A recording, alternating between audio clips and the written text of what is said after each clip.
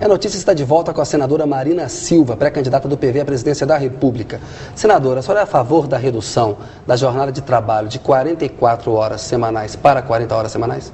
Olha, você está falando com uma pessoa que militou no movimento sindical de professores durante muito tempo e, obviamente, que essa é uma bandeira histórica dos trabalhadores brasileiros, das centrais sindicais, não é? Enfim, e eu diria dos grupos mais organizados. Mas hoje nós temos uma grande quantidade de pessoas que não têm nenhum direito em relação às relações trabalhistas. Acho que o grande desafio é como termos um processo que nos leve a fazer com que aqueles que hoje estão à margem também possam ser incluídos, não é?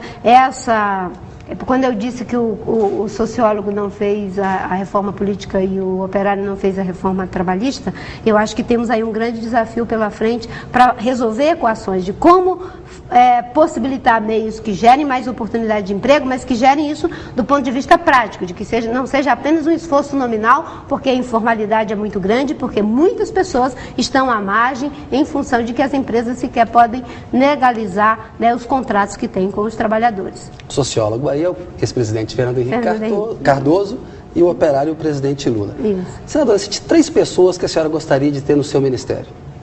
Olha, isso é uma coisa antecipatória que eu acho que nenhum candidato faz. Essa casca de banana a senhora não vai ter. Não. Não é nem por ser uma casca de banana, é porque as coisas são processos. Claro. Não é? E se você começa... Fala um nome aqui, outro ali. E essas coisas são um processo mesmo. Ninguém participa de um processo desse com uma visão a priori das coisas. É uma construção, e uma construção que busca as melhores competências, as melhores capacidades em termos da relação com os interesses da sociedade. Tem a ver com a governabilidade, com a legítima governabilidade, não aquela fisiológica dos arranjos, dos puxadinhos para contemplar partidos, para fazer uma espécie do Estado, um aparelhamento por interesses políticos como máquina de poder, e eu não vou entrar nesse jogo. Senadora, o seu partido tem apenas 15 deputados federais e a senhora é a única senadora do partido. A senhora colocou bem que o presidencialismo brasileiro é um presidencialismo diferente, o Congresso tem muita força, é um presidencialismo meio parlamentarista. Como um partido tão pequeno assim vai reunir forças para governar um país do tamanho do Brasil? Você falou que tem uma senadora, né? A minha dificuldade é discutir com a minha bancada. Exato. Dá muita polêmica. Muita polêmica, né? Não, mas eu tenho dito, e temos defendido isso no PV, que nós precisamos começar a pensar naquilo que estamos chamando de realinhamento histórico. Enquanto o PT e o PSDB não conversarem, vai ficar muito difícil uma governabilidade qualificada no Congresso. Isso é válido para mim, é válido para a ministra Dilma, é válido para o governador Serra e para o ministro Ciro Gomes.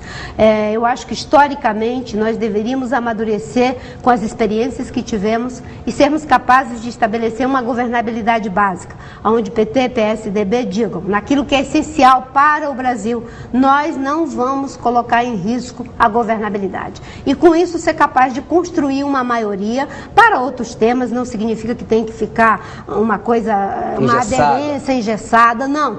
Oposição, governo é governo, mas naquilo que é essencial, garante a governabilidade básica para que quem ganhar não fique refém, não é, do fisiologismo e de coisas que nós vimos no Congresso que não é boa para o Brasil, não é boa para quem governa. O presidente Fernando Henrique ganhou e foi governar sozinho, teve que ficar refém dos democratas, e o presidente Lula dos setores mais retrógrados do PMDB. E isso não é bom para o Brasil. Nós estamos no último bloco, tem muita coisa que eu quero abordar com a senhora, mas dá para entender que no governo Marina Silva, a presidente faria uma proposta de aliança para PT e PSDB governarem com ela? Eu não tenho nenhum problema no meu diálogo com os melhores do PT e os melhores do PSDB, e eu acho que isso é bom para o Brasil. As conquistas que nós tivemos dos últimos 16 anos, quase 100% das crianças nas escolas é fruto do trabalho desses dois homens. E eu aqui não faço uma relação de comparação como se fossem iguais. Eu acho que tivemos maiores avanços, sim, no governo do presidente Lula, até porque questões muito difíceis foram feitas no governo anterior. Mas ele aprofundou questões muito relevantes. Então, acho que esse realinhamento histórico fará parte de um processo de governabilidade. E aí, às vezes, quando eu falo isso, eu recebo uma centena de e-mails, as pessoas querendo me enforcar, certo? Mas eu penso, por que É tão difícil dizer que a gente pode conversar com os melhores do PSDB e não tem nenhum problema ficar junto com os piores do PMDB para os petistas e não tem nenhum problema ficar, às vezes, junto com os piores dos democratas para os tucanos.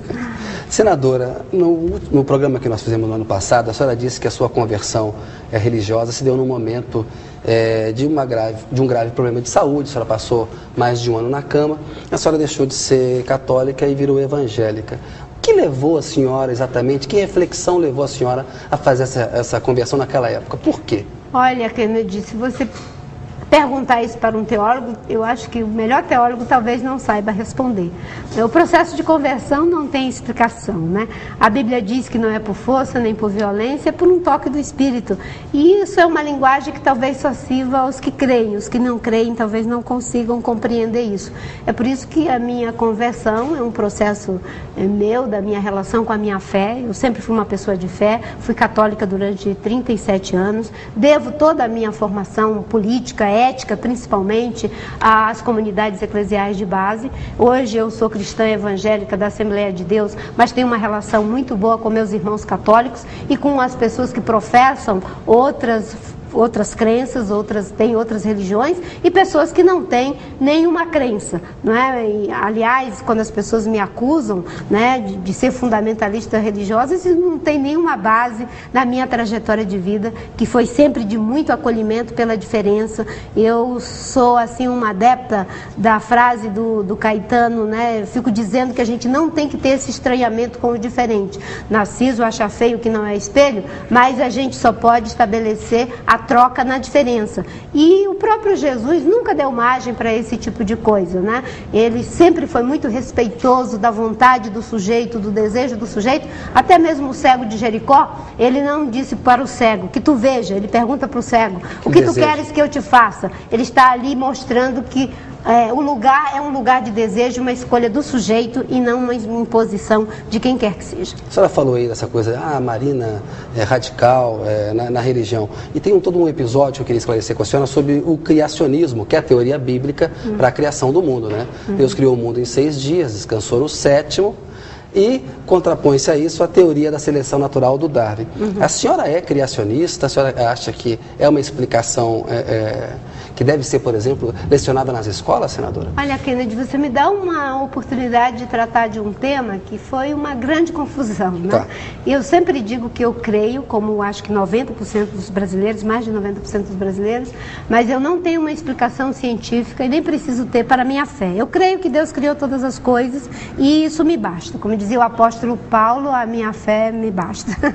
Né? Agora, existem aqueles cristãos que buscam uma explicação, uma teoria científica, que é o criacionismo, para sustentar, enfim, a criação cientificamente. Eu não tenho essa posição de colocar o criacionismo em oposição ao darwinismo. E a acusação que é uma teoria científica? Eu não tenho elementos para fazer esse julgamento, não tenho, certo? Eu sei que o darwinismo é uma teoria científica, a outra eu não conheço, né? Eu sei que existem pessoas que advogam e que se colocam, mas eu não tenho elementos para fazer esse julgamento. Eu falo do meu lugar de fé e, pela Constituição brasileira, eu tenho o direito ao exercício da minha fé, assim como aquele que não tem fé tem o direito do exercício da sua não fé.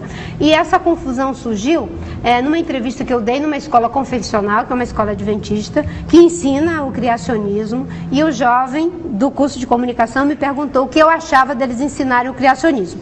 O que eu respondi? Desde que ensinem também, no contexto daquela escola confessional, de acordo com as leis de diretrizes e bases da educação aprovada em 96, que permite escolas católicas, escolas judaicas, escolas evangélicas, enfim, de outras crenças, não é? No contexto daquela escola, desde que ensinem o evolucionismo, eu não vejo problema, porque isso já está assegurado na lei, tanto é que eles fazem isso. Mas não é obscurantista ensinar o criacionismo nas escolas? Não, mas aí uma coisa mais da fé religiosa da igreja? Aí eu não estou propondo nas escolas, é por isso que eu disse... Mas mesmo naquela escola? Mas aí você tem que mudar a lei, né? Não sei se alguém vai propor mudar a lei, né? E se alguém quiser propor, inclusive o governo está aí, pode fazer essa proposta, mas desde que o Brasil é Brasil, existem as escolas confessionais que vêm desde os jesuítas, né? E não sinto que a gente tenha no Brasil o que acontece nos Estados Unidos, que é uma guerra santa entre o darwinismo e o criacionismo. Aqui isso não existe. Eu não defendi ensino do criacionismo nas escolas públicas. Na verdade, o que eu defendi foi o ensino do evolucionismo naquela escola confessional. E houve uma inversão de valores. Obviamente que às vezes as pessoas fazem isso por razões políticas, não é? E outros fazem porque não houve um entendimento, e eu estou tendo agora a oportunidade de esclarecer. Eu não defendi o criacionismo nas escolas públicas, eu defendi o evolucionismo no contexto daquela escola, uma escola confessional. Perfeito. Senadora, durante o processo da votação da Lei de Biossegurança, a senhora manifestou algumas críticas em relação a pontos da lei. Eu queria saber a opinião da senhora em relação a alimentos transgênicos e pesquisas com células-tronco. A senhora é contra os transgênicos e as pesquisas com célula-tronco? Outra oportunidade que você me dá. Em relação aos transgênicos, nós defendíamos um modelo de coexistência. O que é um modelo de coexistência? Um país com a